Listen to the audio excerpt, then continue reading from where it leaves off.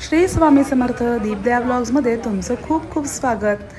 आज की नाही आमची म्हणजे आमचा जो भंडारी समाज आहे त्याची पिकनिक निघालेली आहे आणि आम्ही जवळजवळ 40 ते 45 लोक जमलेलो आहोत लिस्टमध्ये आणि आज आम्ही मालवणला जाण्यासाठी निघालेलो आहोत। तर बस आमच्या इथेच येऊन पहिले थांबलेली आहे कारण आमचा असा प्लॅन आहे की आम्ही त्याच्यात जेवण देखील बनवणार आहोत, त्यामुळे कुक असणार आहे बरोबर आणि कुक असणार आहे त्यामुळे आम्हाला भरपूर भांडी देखील घ्यायची आहेत।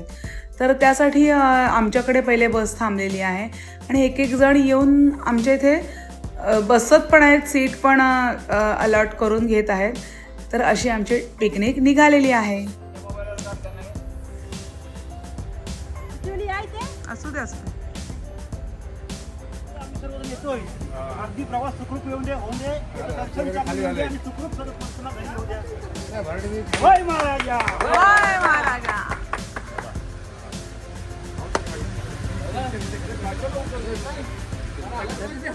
एक एक जण बसमध्ये चढून आपापल्या सीट बुक करत आहेत कारण एवढा लांबचा प्रवास आहे, कम्फर्टेबल झाला पाहिजे असं प्रत्येकाला वाटतंय, त्यामुळे सीट पकडण्याची प्रत्येकाची धडपड चालू आहे।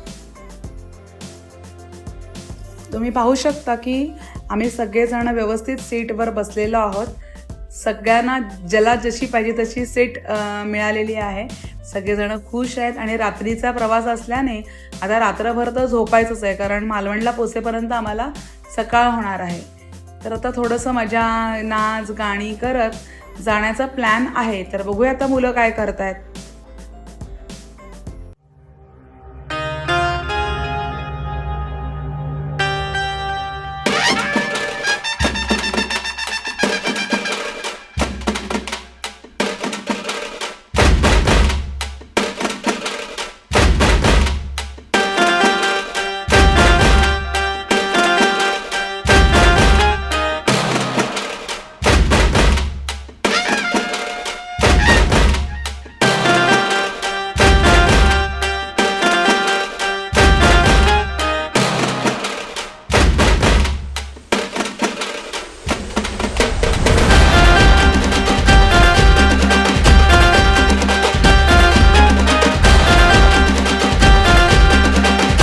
नाच गाणी मस्त मजा करत करत कधी मुलं झोपली आणि आम्ही सगळेच कधी झोपलो समजलं नाही आणि डायरेक्ट जाग आली ती सकाळी 7 वाजता आणि बघितलं तर मालवण 1-1.5 तासातच येणार होतं।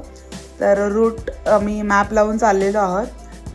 तर असा आहे हा मालवणचा रस्ता।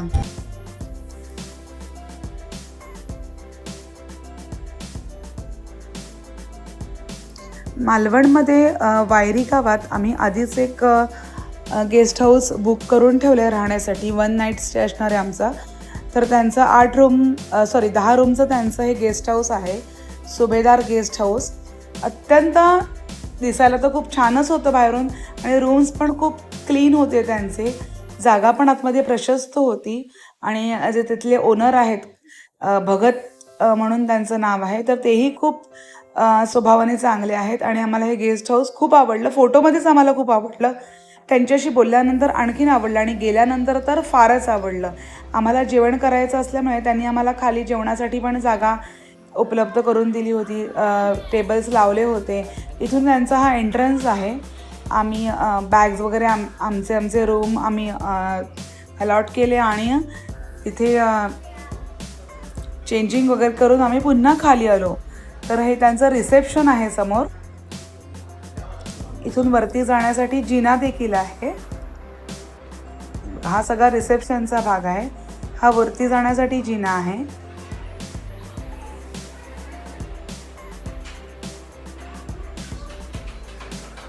खाली त्यांचे 3 रूम्स आहेत आणि वरती जवळजवळ 8 ते 10 रूम आहेत। तर आम्ही टोटल 8 रूम्स घेतले होते सगळ्यांनी। एक डॉर्मेटरी हॉल देखील त्यांच्याकडे आहे। खूप छान राहण्याची सोय त्यांनी केलेली होती, 24 तास पाण्याची सोय। तसंच त्यांच्याकडे सोलर असल्यामुळे गरम पाणी देखील नळाला 24 तास अवेलेबल होतं। तर खूप छान राहण्यासाठी तुम्ही देखील बुक करू शकता। खाली जेवण करण्यासाठी वगैरे पण त्यांच्याकडे भरपूर जागा आहे। तर कुक इथेच आमचं जेवण करत होता, नाश्त्यापासून त्यांनी तिथेच बनवलं होतं आणि काही लेडीज काही जेंट्स देखील त्यांना कुकना जेवण करण्यात मदत करत आहेत। तर असं हे गेस्ट हाऊस खूप छान आहे. तुम्हाला बुकिंग नंबर पाहिजे असेल तर मी या व्हिडिओखाली डिस्क्रिप्शनमध्ये सुभेदार गेस्ट हाऊसचा बुकिंग नंबर देणार आहे, तर तुम्ही त्यांना कधीही फोन करून तुमची ट्रिप बुक करू शकता. आम्ही येताना जेवणासाठी आणि नाश्त्यासाठी जे काही सामान लागणार आहे, जी भांडी लागणार आहेत, सगळं घेऊन आलो होतो. बस असल्यामुळे काही आणायला प्रॉब्लेम नव्हता आणि सकाळीच आम्ही पोहोचलो, फ्रेश वगैरे झालो आणि तोपर्यंत इथे कुकने आमचा नाश्ता तयार करून ठेवला होता. तो खाल्ला आणि आम्ही जो सिंधुदुर्ग किल्ला आहे मालवणचा, त्या किल्ल्याकडे जाण्यासाठी निघालो आहोत. तर त्यांच्याकडे हा सेल्फी पॉईंट आहे सुभेदारचा, तिथे सगळ्यांनी फोटो काढले आणि आम्ही पुढे सिंधुदुर्ग किल्ल्याकडे जाण्यासाठी निघालो.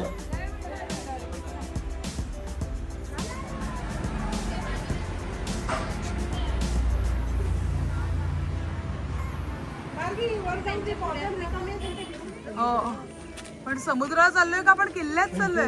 आपल्याला जेटीकडे जायचंय माहितीये ना.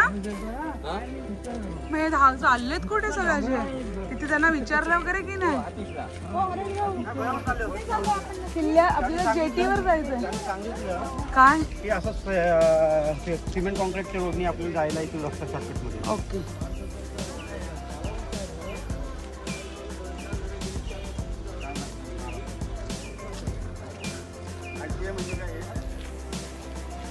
आता आम्ही मालवण किल्ल्याजवळ आलो आहे. सिंधुदुर्ग किल्ला जो आहे ना मालवणचा, तर तिथे आम्ही पोहोचलो आहे. आज गर्दी खूप कमी आहे, पण आमची बस मोठी असल्यामुळे रस्त्याला खूप ट्रॅफिक झाली. रश खूप कमी आहे, सगळे उतरत आहेत हळूहळू. ह्या समोर दिसते ती जेटी आहे, तिथे बुकिंग ऑफिस आहे. तिकीट काढून आम्ही आतमध्ये जाऊ.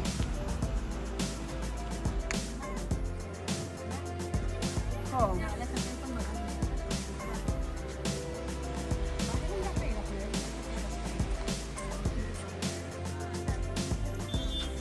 मालवणचा समुद्र आहे हा. समुद्रावरच पार्किंग केली आहे, पण बघा या बोट इथे लागल्या, किल्ल्याकडे जाणाऱ्या ह्या बोट्स आहेत आणि इथे तिकीट काउंटर आहे.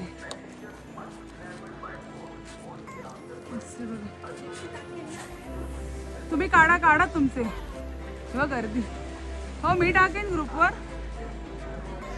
तुमच्याजवळ पटकन राहतात ना. हे तिकीट काउंटर्स आहेत बहुतेक. आपण हे तिकीट कलेक्ट करूया.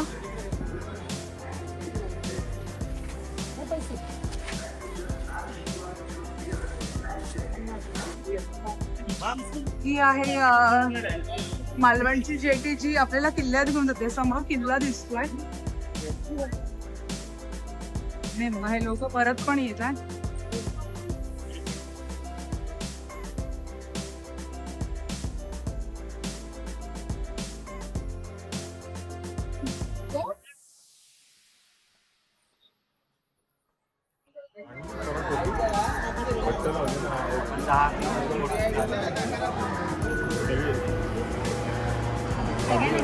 हे सगळे बोटमध्ये बसण्यासाठी लाईन लावले बघा.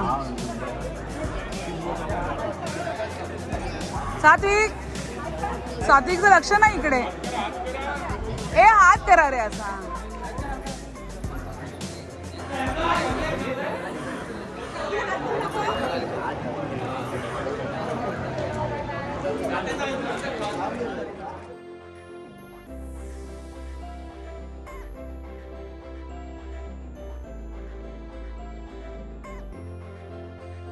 सिंधुदुर्ग जिल्ह्यातील एक प्रसिद्ध सागरी किल्ला व पर्यटन स्थळ. मालवण बंदराच्या किनाऱ्यापासून पश्चिमेस 160 किलोमीटरवर कुर्टे नावाच्या बेटावर ते आहे. छत्रपती शिवाजी महाराज की.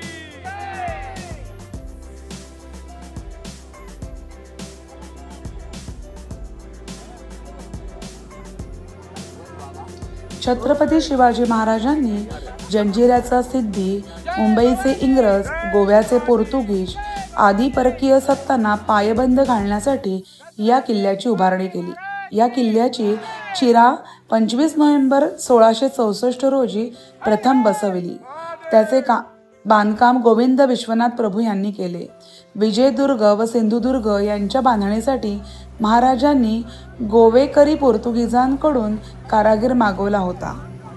सिंधुदुर्गाच्या बंदोबस्तासाठी किनाऱ्याजवळच पद्मगड, राजकोट व सर्जेकोट यांची योजना केलेली होती. शिवाजी महाराजांच्या आरमाराचे हे प्रमुख केंद्र होते. सिंधुदुर्गाचा विस्तार 19 हेक्टर व परीघ सुमारे 3.5 किलोमीटर आहे. किल्ल्याला 33 बुरुज असून त्यांची उंची सुमारे 10 मीटर आहे. किल्ल्याच्या ईशान्येस जिथे समुद्र खोल आहे आणि सहजासहजी नजरेस येणार नाही तिथे प्रवेशद्वार आहे. या भागातून किल्ल्याच्या बाहेर पडता येते.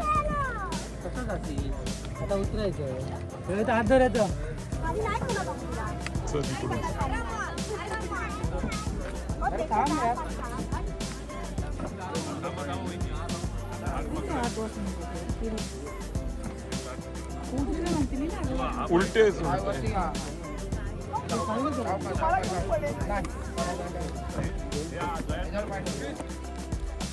हा आहे किल्ला. हे दिसते ते किल्ल्याची तटबंदी, हे बुरुज, समोरून एंट्रन्स आहे. ही सगळी मंडळी चालली.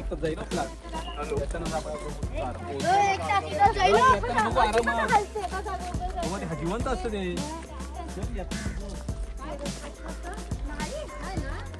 तिथून एंट्रन्स आहे.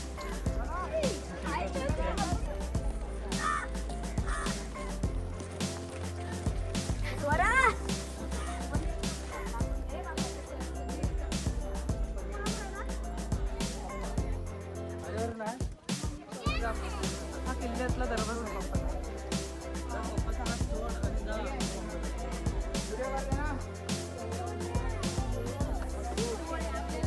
तुम्ही बघितलं असेल की आपण किल्ल्याच्या मुख्य दरवाजाकडे चाललेलो आहोत.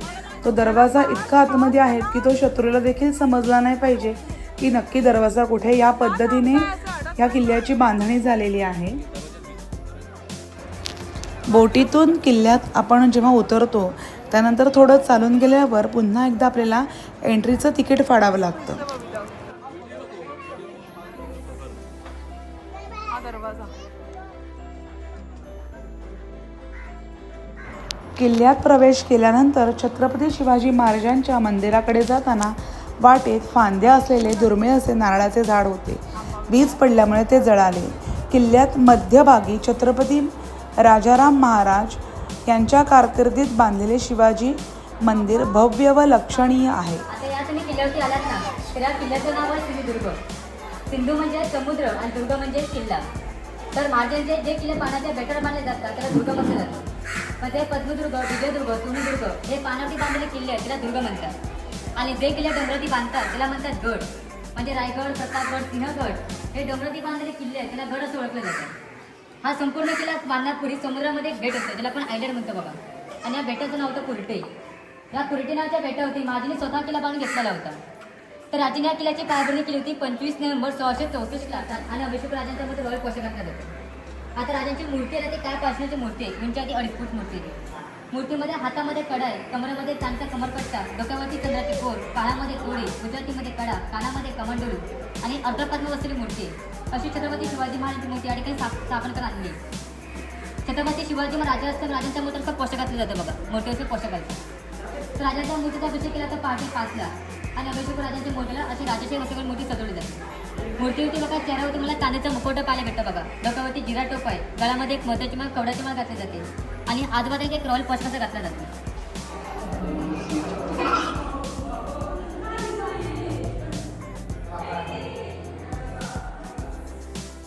किल्ल्यावर महादेव, भगवती देवी, महापुरुष, जरीमरी, द्वाररक्षक, हनुमंत अशी 5 छोटी मंदिरे आहेत. खाऱ्या समुद्रात किल्ला असूनही किल्ल्यातील विहिरीचे पाणी मात्र गोड आहे. दूध बाव, दही बाव, साखर बाव या नावाने येथे विहिरी आहेत. तसंच एक छोटा तलाव देखील आहे. किल्ल्यात नारळ व पोफळीची झाडे असून गोरख चिंचेचे एक झाड आहे. कालौघात लाटांमुळे किल्ल्याचे काही बुरुज व तटाचा भाग ढासळला आहे. तटबंदीवरून किल्ल्यात उतरण्यासाठी जिने आहेत. किल्ल्यात आडभिंत बांधलेली असून त्यात पूर्वी होडी वगैरे गुप्त साधनांची तरतूद करून आणीबाणीच्या वेळी सुटका करून घेण्याची व्यवस्था होती. किल्ल्यावर शिवजयंती, रामनवमी, नवरात्र इत्यादी उत्सव तिथीनुसार साजरे करतात. काही कुटुंबाची येथे वस्ती असून अंगणवाडी व एक पूर्व प्राथमिक शाळा देखील आहे. करवीर छत्रपतींच्या वतीने येथील शिवाजी मंदिरात प्रतिवर्षी जिरे टोप वस्त्रे अर्पण केली जातात. तसेच किल्ल्यावरील शिवरायांच्या हाताच्या ठसांचा चांदीच्या छाप बनवण्यात आला असून त्याची नित्यपूजा कोल्हापुरातील जुना राजवाडा येथील भवानी मंदिरात होते.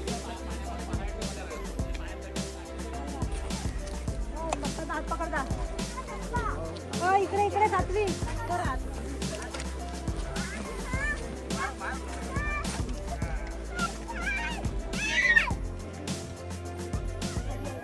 आता बघा दगडला हात लावून बघा, एवढा दगड उन्हामध्ये राहिल्यात मला जास्त गरम लागत नाही. आणि आतमध्ये जे देवडीसारखं बांधकाम दिसतंय ना, तिथे राजांच्या पहाडकर बसत त्यांची आतून बसण्याची जागा आहे. आता हे जर वरचं बांधकाम नाही जर वाढवलं असतं ना तर सूर्याची थेट किरण पाण्याला पोचली असती. स्वतःचं घरदार विकून तयार केलं, हा बांधला.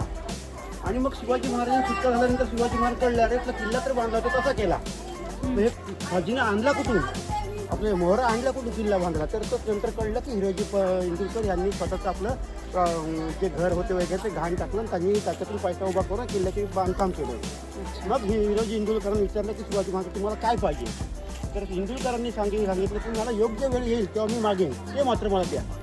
आणि म्हणून रायगडावर जेव्हा शिवाजी महाराजांचा अभिषेक झाला तेव्हा हिरोजी आपल्या इंदुरकरांनी सांगितलं की मला आत्ता माझं मागणं पाहिजे, मला तुमच्या गडाला पायरीचा दगड व्हायचा आहे. म्हणून सेवेसी ठाई तत्पर तो जे लेख तिथे लिहिला रायगडचा तो इंदुरकरांनी मागितला. म्हणजे माझ्या नावाच्या दगडावरून पाय ठेवून तुम्ही लोक गेली पाहिजे मला स्मरून. म्हणून ती तशी घटना तिथे रायगडला आलेली आहे. मग तेवढा तटबंदी व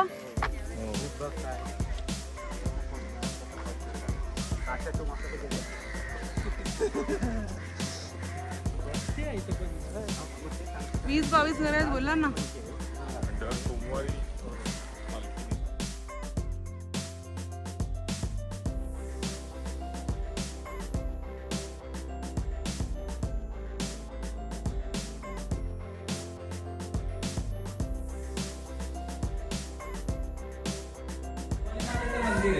भवानी माता महाराजांची पायरीची तिथे एक दगड आहे, त्या दगडाचं नाव ठेवलं महादेवी मोर्याचा तोंडा. मोर्याला आपण गणपती म्हणतो बघा. त्या दगडावरती माझी स्वतः 5 मूर्त्या कोरलेल्या आहेत. त्या मूर्त्या अशा आहेत, चंद्र, सूर्य, गणपती, शंकराचे पिंड आणि नंदी असे त्या ठिकाणी माझे 5 मध्ये कोरले.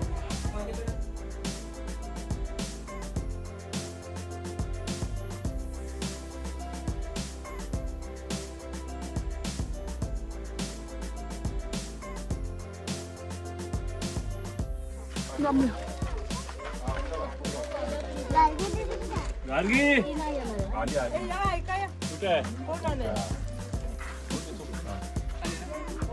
आता आपण किल्ल्याचा सर्वात उंच ठिकाण आल्यावर बघा, तिला बुर्जाचं नाव आहे टेहरी बुर्ज. तर या संपूर्ण किल्ल्याला एकूण 70 बुर्ज आहेत. त्या 70 बुर्जातला राजांचा सर्वात उंच बुर्ज याला टेहरी बुर्ज ओळखलं जातं. तर तुम्हाला या बुर्जावरून बघा गडाचा चारी बाजूपर्यंत दिसतो बघा. राजांच्या काळामध्ये लोकांनी जहाज कुठून येतात कुठून जातात याच्यावरती लक्ष ठेवण्यासाठी गडाचा हा मुख्य बुर्ज बांधण्यात आलेला होता. तर या बुर्जाचं महत्त्वाचं कारण म्हणजे काय, तर गडातील शत्रू सैनिकांचा हल्ल्यावर होत असेल तर गडाच्या सैनिकांनी गडची योग्यता कमांड देणं या बुर्जाचं महत्त्वाचं काम असेल.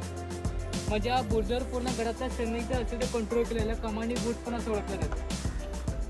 आता तुम्हाला या बुर्जावर गडाचा पूर्ण आतील परिसर पाहायला भेटतो बघा. आता जेवढे आपल्या समुद्रामध्ये सागरी किल्ले असतील ना त्या सागरी किल्ल्यात राजांचा सर्वात मोठा किल्ला आहे.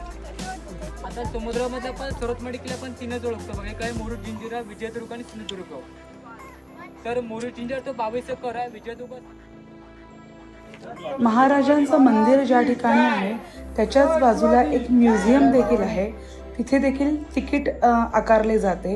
ते तिकीट काढून आम्ही त्या म्युझियममध्ये गेलो तर तिथे पूर्वीचे काही शिल्प होते, काही कलाकृती होत्या, काही लाकडातलं कोरीव काम केलेल्या वस्तू होत्या, कट्यारी, तलवार असे विविध प्रकारचे जुने ऐवज तिथे आम्हाला बघायला मिळाले. काही फोटोग्राफ्स तिथे होते.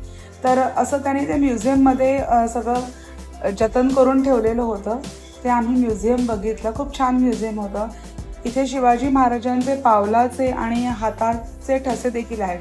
तर एंट्री जेव्हा आपण किल्ल्यात करतो त्याच्या उजव्या हातालाच ही पावलांची छोटी छोटी मंदिरं त्यांनी बांधलेली आहेत. तर आम्ही आता ती पावलांचे ठसे आणि हाताचे ठसे याचं ती देवळी बनवलेली आहे, ती बघण्यासाठी वरती चढून जातो. तर इथे सगळेजण ते ठसे बघतात आतमध्ये. मी मोबाईलमध्ये व्हिडिओ करण्याचा प्रयत्न केलाय, पण बघा तुम्हाला काही दिसतंय का? तर ते असे काचेमध्ये त्यांनी बंद केलेले आहेत. तिथे शिवाजी महाराजांच्या पावलांचे ठसे आहेत असा त्यांचा समज आहे. आणि हेच ठसे म्युझियममध्ये चांदीच्या शेपमध्ये करून ठेवलेले आहेत. चांदीचा त्याला एक आकार दिलेला आहे, ते जतन करून ठेवलेले आहेत. तर असं सगळं बघून आम्ही पुन्हा बोटीत बसून मालवण जेटीवर परत आलोय आणि आमच्या रूमकडे परत निघालेलो आहोत. आजही हा किल्ला आपल्या ऐतिहासिक वैभवाने पर्यटकांना भुरळ घालतो. मराठ्यांच्या कर्तृत्वाचा हा भव्य साक्षीदार अभिमानाने उभा आहे. सिंधुदुर्ग किल्ल्याला भेट देणे म्हणजे इतिहास आणि साहसाची अनोखी सफर अनुभवण्यासारखे आहे. या किल्ल्याच्या भव्य तटबंदीतून फिरताना मराठ्यांच्या पराक्रमाची जाणीव होते. तर तुम्ही या किल्ल्याला मालवणमध्ये आलात तर नक्की भेट द्या.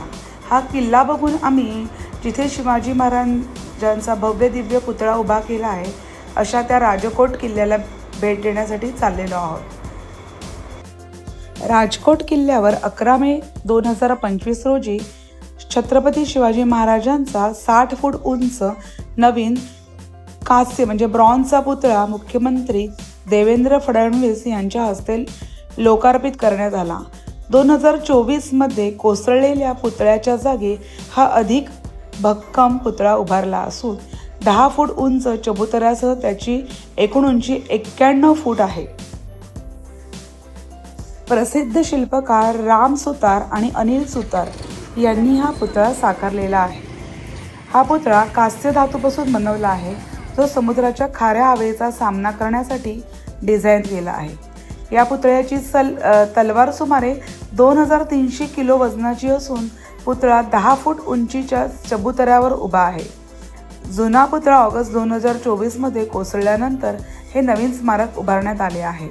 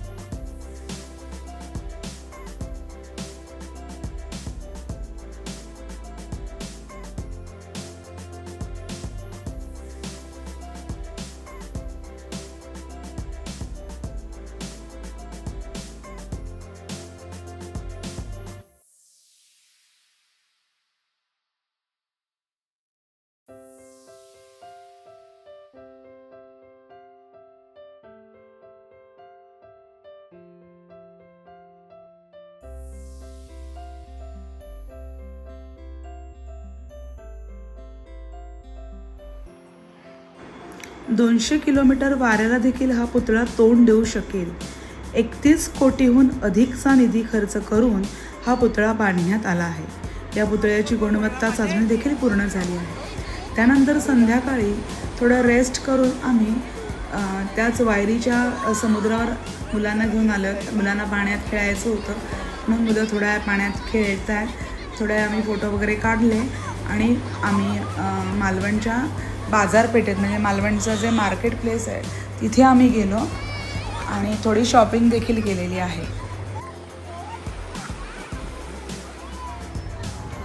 मालवणमध्ये येऊन जर मालवणी मेवा घेतला नाही तर काय फायदा. मालवणचा प्रसिद्ध खाऊ म्हणजे तुम्हाला माहीत आहे की मालवणचे खाजे, दुसरे बंगाली खाजे असतात. काजू तर खूपच फेमस, आंबा पोळी, फणस पोळी असे विविध पदार्थ तिथे आम्ही खरेदी केले. त्यानंतर मालवणमध्ये विजया बेकरी म्हणून एक खूप प्रसिद्ध अशी बेकरी आहे, तर तिथे आम्ही आलेलो आहोत. तर तिथे वेगवेगळ्या तऱ्हेचे केक्स होते, पेस्ट्रीज होत्या त्यानंतर बिस्किट्स, नानकटाईज, कुकीज असे सगळे वेगवेगळे पदार्थ तिथे होते. जसं की जवसची नानकटाई होती, आळशीची नानकटाई होती, असे वेगवेगळ्या नानकटाईचे म्हणजे कुकीजचे वेगवेगळे व्हरायटीज तिथे होत्या. आम्ही थोडीफार खरेदी केली आणि तिथून आम्ही निघालो. तर असा होता आमचा मालवणमधला पहिला दिवस. तुम्हाला कसा वाटला आमचा मालवणचा हा व्हिडिओ? जर तुम्हाला हा व्हिडिओ आवडला असेल तर आपल्या दीपदया व्लॉग्स या यूट्यूब चॅनलला नक्की लाईक करा, सबस्क्राईब करा आणि तुमच्या मित्रमंडळींसोबत हा व्हिडिओ नक्की शेअर करा. आणि जर तुम्हाला मी दिलेली ही माहिती देखील आवडली असेल तर नक्की मला रिप्लाय द्या की तुम्हाला कसा वाटला आपला व्हिडिओ आणि तुम्हाला दुसरा पण मालवणचा भाग बघायला आवडेल का, हे नक्की रिप्लाय करून तुम्ही मला सांगा. तर एन्जॉय.